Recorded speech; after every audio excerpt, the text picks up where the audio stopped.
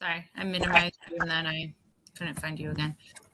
Yes, we can do that. Deborah Carter?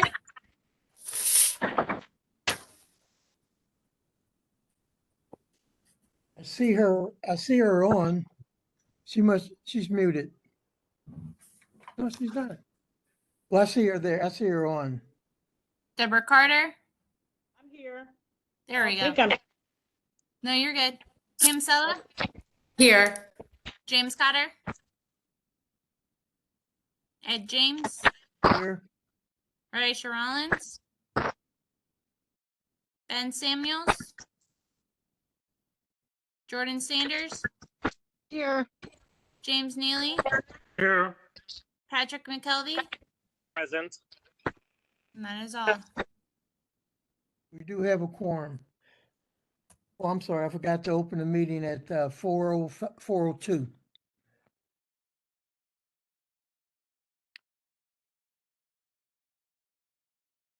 Okay, meeting was called to order 4:02. We do have a quorum. All others in attendance, will you introduce yourself and your affiliation with the council commission? Good afternoon. Oh, sorry.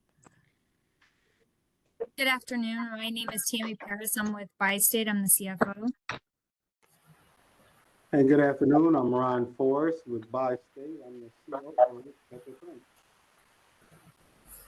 Good afternoon, Kevin Scott, Executive Vice President for Security and Public Affairs.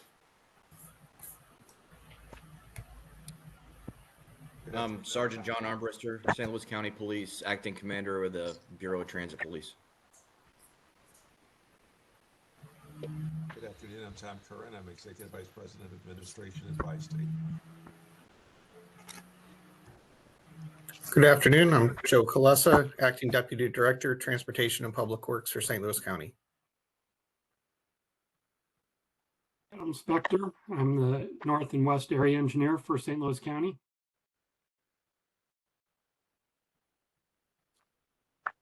Okay. Anyone else in attendance? Okay, thank you. Ben Samuels, sorry, I was having trouble with the WebEx link, but I'm here and it sounds like I missed the roll call. Okay. Ben Samuels is present. Thank you. Okay.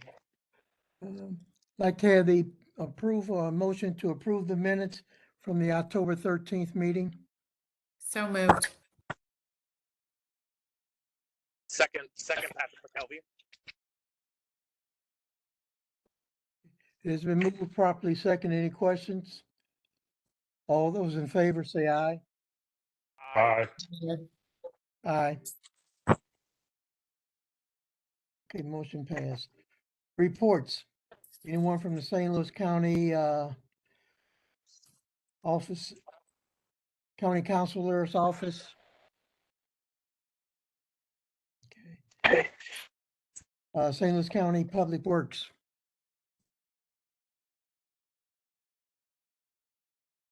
Any report from I St. have Louis? nothing to report. Okay, so no report. Ms. Rollins is on too, just to let you know. Okay, thank you. Okay. St. Louis County Police Department. We got nothing to report.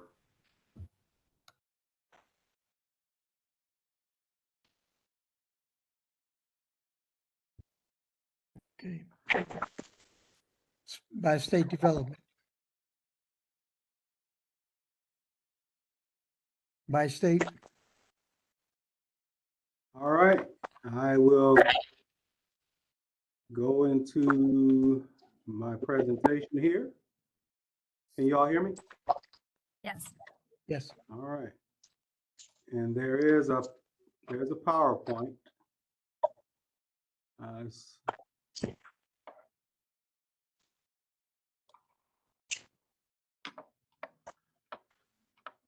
Okay, next slide, please. All right. So starting with Metro Bus, as of today, We have a total of 638 of our 650 budgeted full-time Metro bus operators. We also have 10 part-time operators. That is the highest number of operators that we've had since I've been here, and we're doing pretty good. Why? Because we recently shifted our recruitment strategy, and we are experiencing significant improvements as a result. What have we done here? We work with our HR talent acquisition team and the public affairs team to develop a more robust recruiting campaign. We've created recruitment videos that we're sharing on our social media sites. We're advertising our hiring events on local news channels. We've created advertisement posters and placed them on our buses and trains. We've created large advertisement banners that are being hung at all of our facilities. We're encouraging all of our employees and other stakeholders to drive candidates our way. And starting next month, we're thinking of creative ways to screen more applicants. And starting next month, we're going to start interviewing via Zoom. All right. We're hoping that this reduces the timeline between someone putting in an application and someone receiving an interview, which is currently about a month. And that's too long for us. We've also increased our hiring events to at least 2 per month. And we've increased the number of employees available for conducting interviews during the week. All of these efforts continue to pay off. We currently have 160 active candidates in our part-time bus operator pool. And the goal is to hire and train a net gain of 75 part-time operators before June of next year. So we're looking pretty good. Metrolink operations are doing okay as of last week. I'm sorry, this is Jen Frank from the County Counselor's Office. Mr. Chair, I'm sorry to interrupt. I see that Mr. Cotter is in as an attendee as opposed to a participant. I don't know, Izzy, are you able to elevate him? Izzy, can you take care of that? Yes, I can. Okay. Thank you. Sorry for the interruption. No problem. Thank you. All right. Metrolink operations is doing well. As of last week, we have 95 operators of our budgeted 102. Call a Ride, currently we're at 192 operators, which is 12 over the budget, but the demand for service has increased back to pre-pandemic levels when we were budgeted for approximately 200 operators. And that is the magic number for us right now. Okay. Next slide.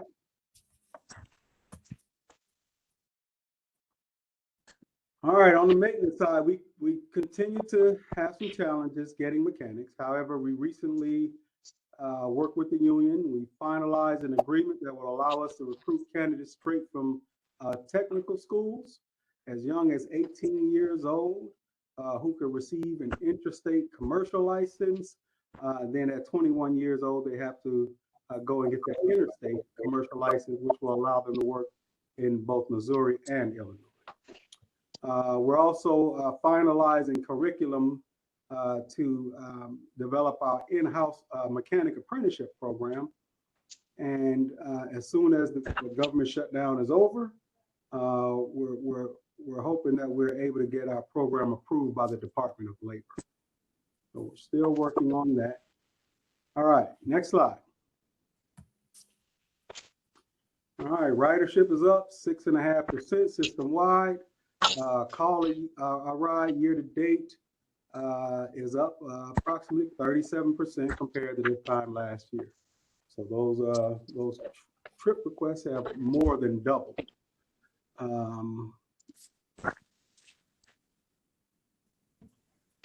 All right, next slide. All right, as you all can see, since 2023, we were at 20,000 rides, that we're approaching 45,000 passenger trips year to date, per month. Our daily trips have gone from approximately 1,300 to as many as 1,900 per day. within the past year. At the same time, as you can see by this chart, demand for caller ride services increasing, but trip denials have remained at 0. So we're doing a pretty good job there. However, the huge demand has caused our on-time performance to decrease from our goal of 92% to around 90%. But that's an approximate 10% increase from where we were when I gave my last report to you all. And that increase in OTP is largely driven by an increase in operator hire. So we're coming back. All right, next slide, please. So what has Caller Ride been doing to mitigate the impact of this rising demand? I've talked about this before. We continue to outsource Caller Ride trips to Via, which is our microtransit service, and to Lyft, which is our concierge service. We're outsourcing. We understand outsourcing is not the desired solution, so we continue to look for other service management, other service strategy improvements. Much of the challenge for Caller Ride is, again, that passengers are requesting trips that are in excess of 16 miles in one direction. And so on many occasions, operators are traveling from one end of the service area to the other. But currently, I have the team evaluating the effectiveness of our service strategy, where we divide our Caller Ride service into 10-mile zones and assign operators to work within those zones. So that's an ongoing process. And I'm hoping that we'll have something soon. This will mean, of course, that passengers traveling between zones will have to make a transfer, thereby increasing vehicle trip distance and allowing operators to more quickly pivot to other assignments. Again, we're also hiring operators as part-time and then promoting them to full-time as those positions become available. We believe that this will give us the ability to be more flexible, to have a more flexible workforce that allows us to scale up service when needed. We're also receiving new Caller Ride vehicles. We currently have 22 of 43 on site, which is also helping us recover our performance. We've identified that those spikes in demand increase our vehicle needs from 100 vehicles a day to 120. And so those new vehicles that we're receiving are really helping out. Next slide. All right, we're meeting monthly with our Metro Transit Accessibility Advisory Committee. These conversations have been productive towards improving accessibility, and also allows us to get really good feedback on the ADA's community's lived experiences as they navigate the new secure platforms and fare collection system.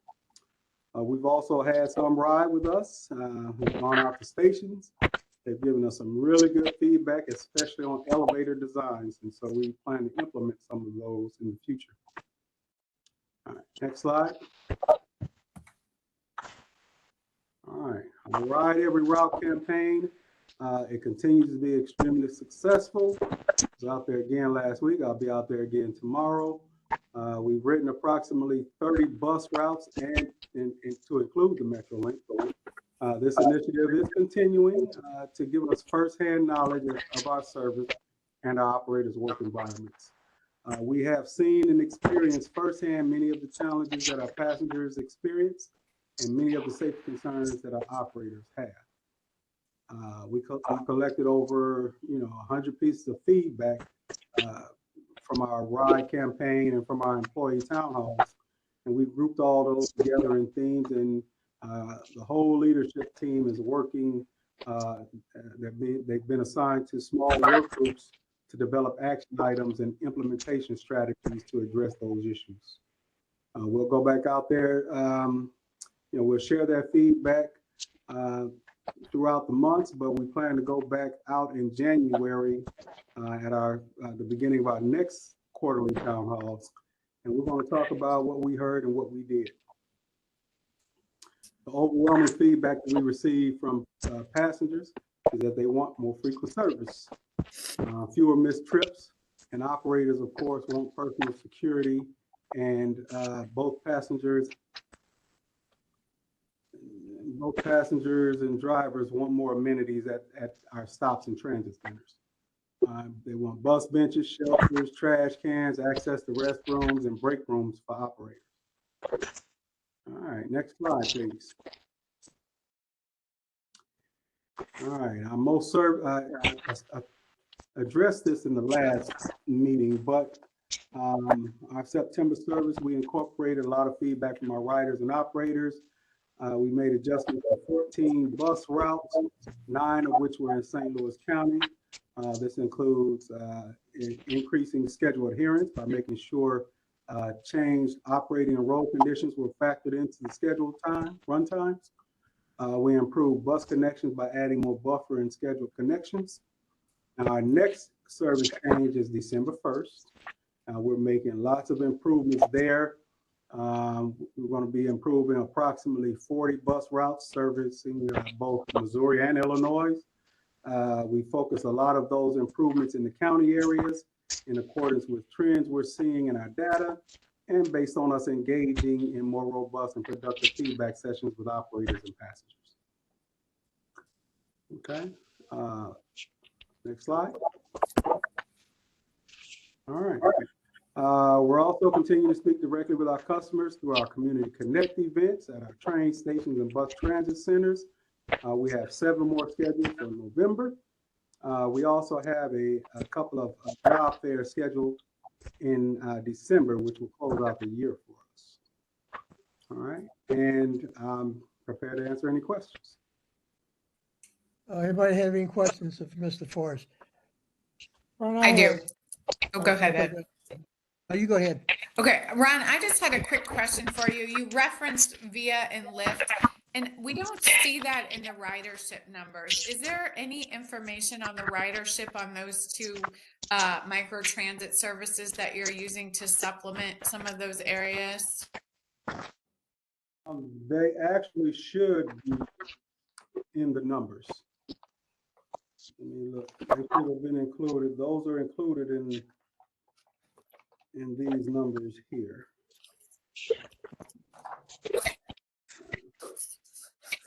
Yeah, this includes Via and so all trips that are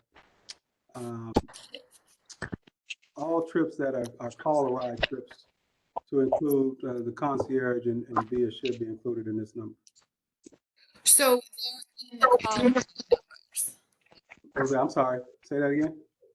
So the Via and Lyft rides are actually included in the call a ride numbers? They should be, yes. Let me, I received an email from, let me just double check that, okay? They should be because, they are call a ride trips.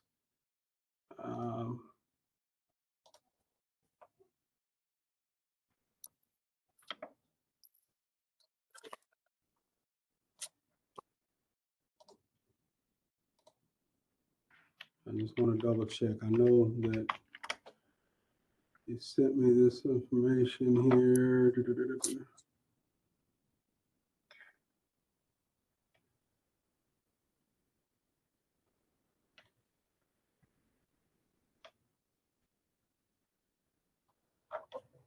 Let me confirm that, Kim. But they should be included in these numbers. But I'll confirm that. It would be great to know the breakdown of how much is call a ride and how much is the Via and Lyft too. Thanks, Ron. Okay.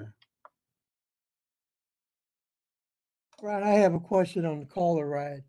If a person is asking or requesting a ride that exceeds the 12 to 15 miles, what happens at a transfer center? Does he transfer to another call a ride or does he transfer to say a bus service or a metro service? So currently we have not implemented that service strategy. So currently we're allowing them to make those trips. We're looking at establishing those 10-mile zones and then what that looks like. So one thing we have to find is what will be a good transfer location. We want to make sure that if someone has a transfer, that we drop them off in, places that have a lot of foot traffic, shelter, somewhere where it's safe, right? So, the team is trying to identify where those transfer points will be. On the December the 1st service change, how much of an advance notice do you give ridership that there will be a change? Maybe either an elimination of a service or a time change in the service? That's a good question. I'll have to get back with you on that. Thank you. I'll write that down. Anyone else with questions for Mr. Forrest? Ron, I just have one more question for you. I think it would be interesting to find out how many of your operator base are actually residents of St. Louis County. I think that would be really helpful information. How many operators are residents? Right. So how many of your employees are St. Louis County residents? Okay. I will ask, I'll get with HR and see if we can get that information. Thanks. Okay. Good one. Okay. Anyone else at this time? Thanks for your report and thanks for your comments, Mr. Forrest. No, no problem. Okay. St. Louis County Police Department.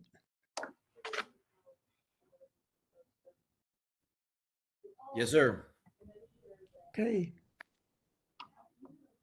Do you have a report this period? No, I don't. Okay.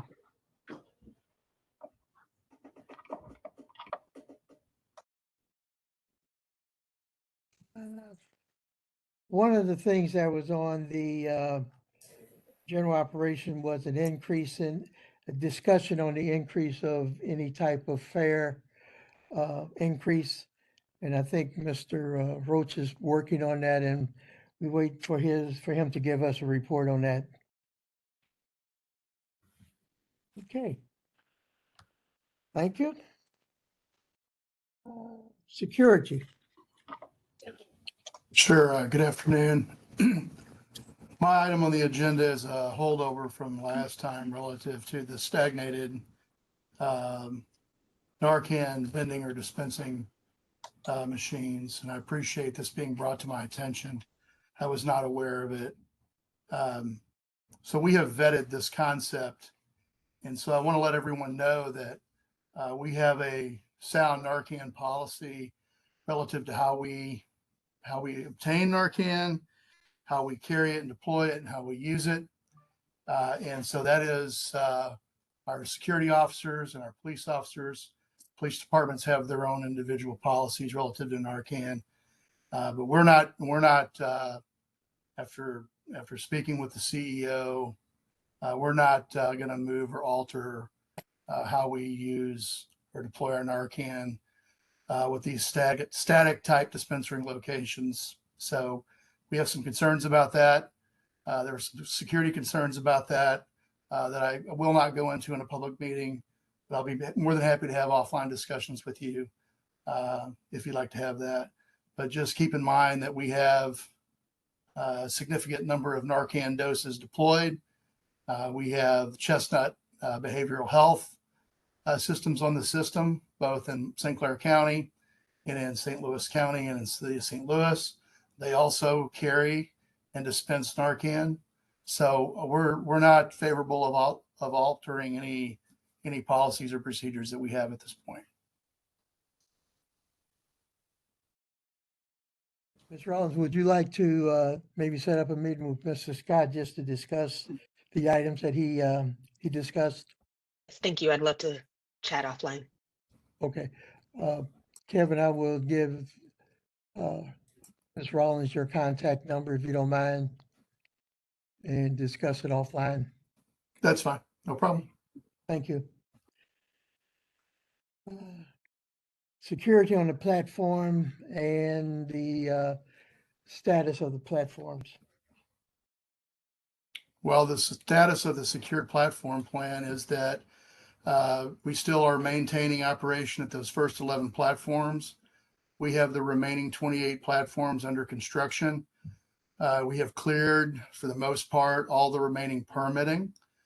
So we have every belief that the totality of the system, the infrastructure, will be in place by the end of January of 2026.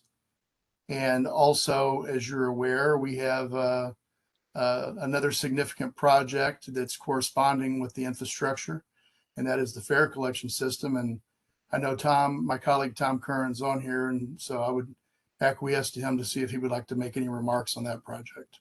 Yes, thank you, Kevin. Good afternoon, everybody.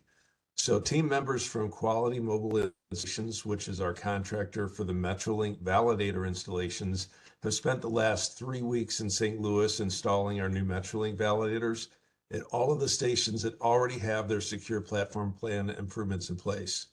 So far, validators have been installed at Washington Park, Jackie Joyner Kersey, Emerson Park, and College stations in Illinois, and at the Del Mar, Forest Park, Central West End, Cortex, Grand Union Station, and Civic Center stations in Missouri. So although the new validators are now in place at 11 stations, it's not time yet for the public to begin using the new validators because the integration between the validators and the gates is still in progress. So to help our customers understand that they should not be using the new validators yet, ViState will be covering the validators with a label indicating that a new way to pay is coming soon. This is the same thing that we did on Metro Bus validators, and so those labels will stay in place until the system's ready. Early next year, the new Metrolink validators from Mesabi will be installed in front of all the Metrolink gates at the 28 remaining stations in Missouri and Illinois once the SPP program is finished. There will be 97 entrance gates in total included in the Secure Platform Plan program. And again, the Metrolink validators have the same interface as the bus validators.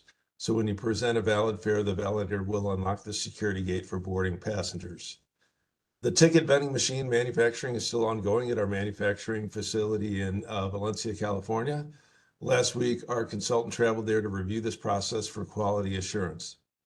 And starting this morning and continuing all week, representatives from Indra, our TVM manufacturer, and the ticket vending machine installer from a company called ESP, they're in St. Louis surveying all of the new Metrolink stations in preparation for the installation process for the new TVMs that will begin being installed in January. It was quite a cold morning this morning out at all the stations, but they will be here all week. Hopefully the weather will be getting better as time goes on. And we'll have 125 new TVMs installed as part of the fare collection program improvements. And then, as always, the final component of the fare collection program is replacement of all of our bus fare boxes. So design, production, and installation work is occurring from now through 2026. So that's an update on where we stand with the, I just realized, I think I lost my camera. I don't know why. Hopefully you guys got the audio on that. I'd be happy to answer any questions.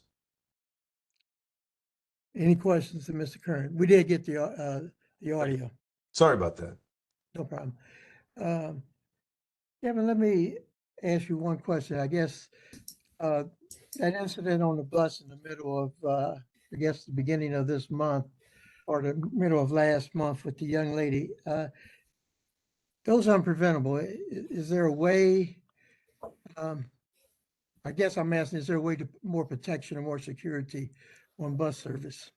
Yeah, so our main emphasis, they're not, those heat of the moment type engagements are very, very difficult to, number one, anticipate or prevent. So that's not accurate. Number two, our biggest profound security improvement on our buses is the complete enhancement of the closed circuit television system, which now we have the ability to live feed in to those vehicles from the real-time camera center.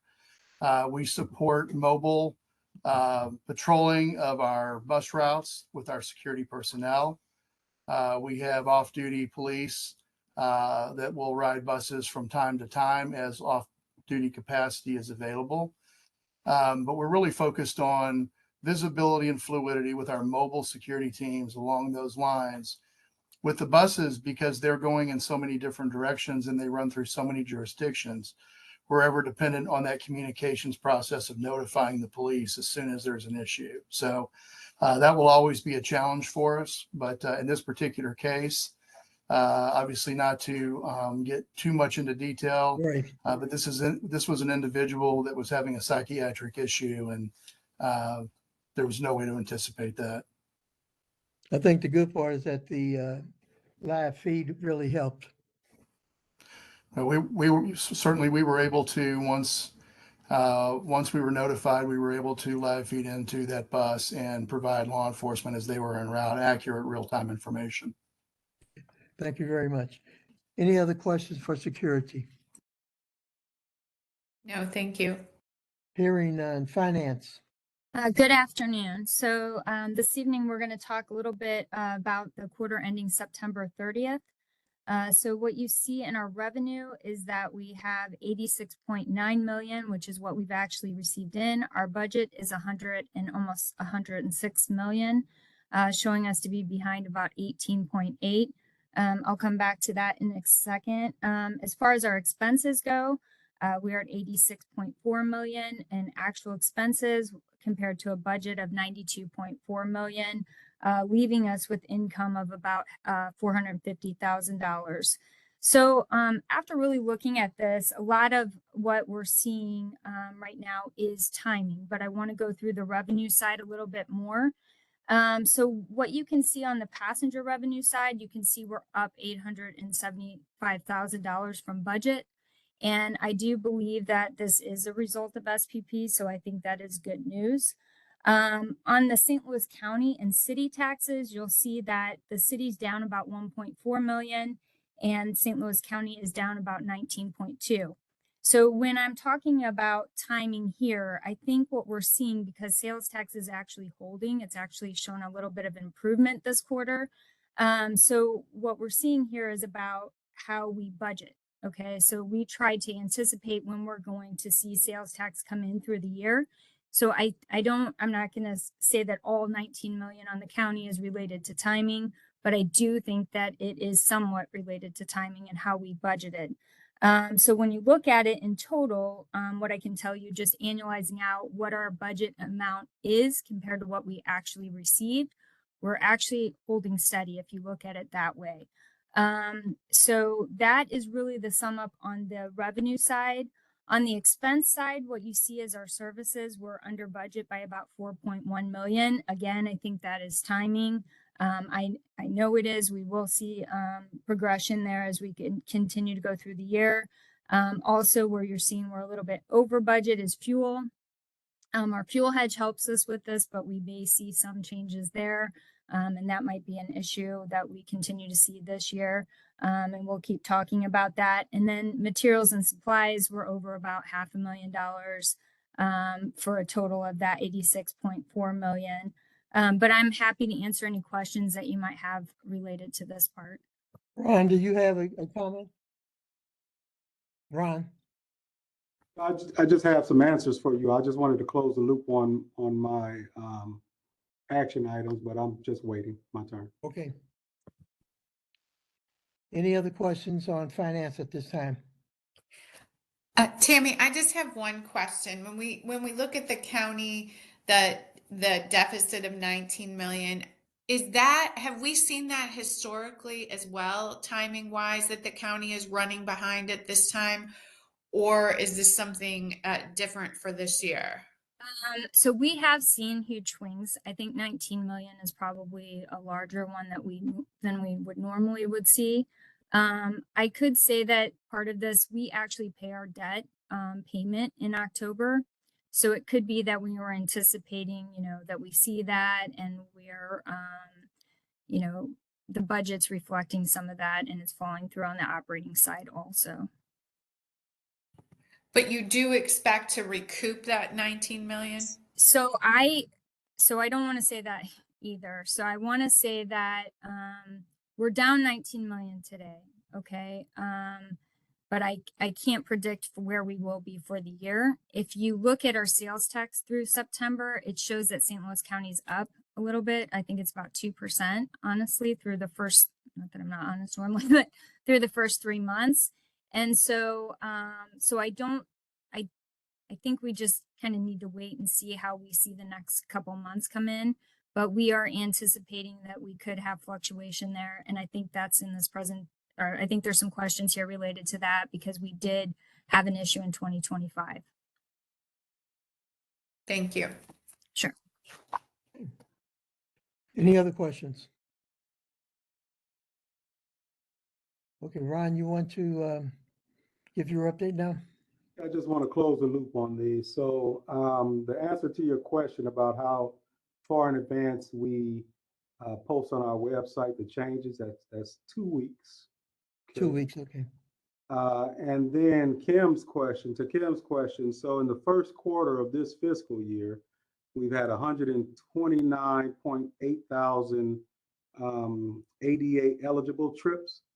Of that, 5% were performed by our overflow service, meaning Lyft and Via. 6,633 of those trips, 3,566 by Lyft, and 3,067 by Via. And our OU operators, residents in St. Louis County. Right. Thank you. So, Thank you. so those numbers then, Ron, are included in the call ride numbers? Okay, great. Yeah, Thank yeah. you for the clarification. Oh, you're welcome. Okay.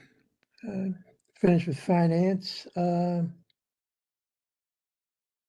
guess we leave that one about the overruns. We leave that for the Mr. Roach. I can answer. So Oh, are okay. you talking about the 25 taxes? Right. If I can share my screen just real quick, I think we can talk through this. Okay. Hold on one second. They're just a little bit of Excel spreadsheets. I think I You just, should be able to do that. okay, hold on one second. Let me get there.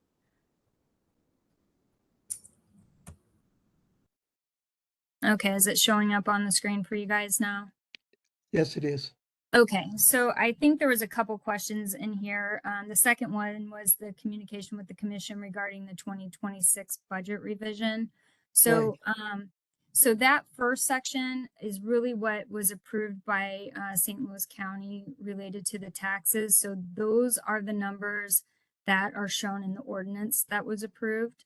And so this is something that, you know, is decided on the council side and the, you know, county executive side as far as what we get paid and how they make those splits. So that was the final outcome to get us to our full budget appropriation for 26 of the $200 million.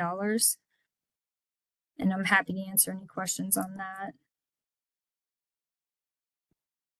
Tammy, what is the status of the $7 million deficit, and will that be impacting service in St. Louis County? So right now, so we have a committee of the whole meeting on Wednesday, and we are going to talk to the county council about the $7 million. So ideally, the hope is, and I think I just messed something up on the spreadsheet, but that is not, you know, the result of that. There's money in the Prop A reserves that could cover the shortfall for 2025. And so we're hopeful that will be the outcome of that meeting. And you say to recover, that's under Prop A? Yeah. Okay. Okay. All right. Tammy mentioned the committee of the whole. I think Izzy sent out a time and place for that committee meeting, and that, like you said, is on Wednesday. I don't have it in front of me, but Tam, you know what time it would be? I believe it's 3:30 on Wednesday. Okay, thank you. Sure. Okay. Any other questions? Tammy, thank you for that. Sure. Communication marketing.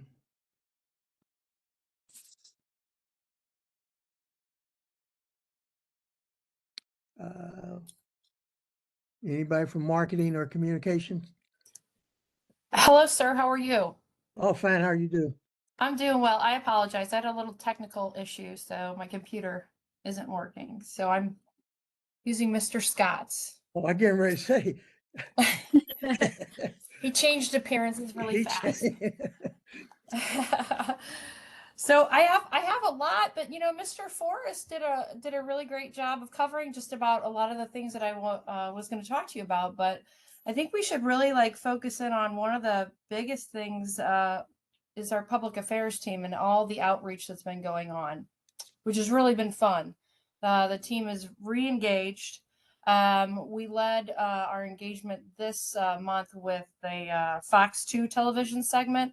I'm not sure if you all got to see that, but it was really great, and it was done for the reason to time it with our new hiring campaign that Mr. Forrest was discussing earlier.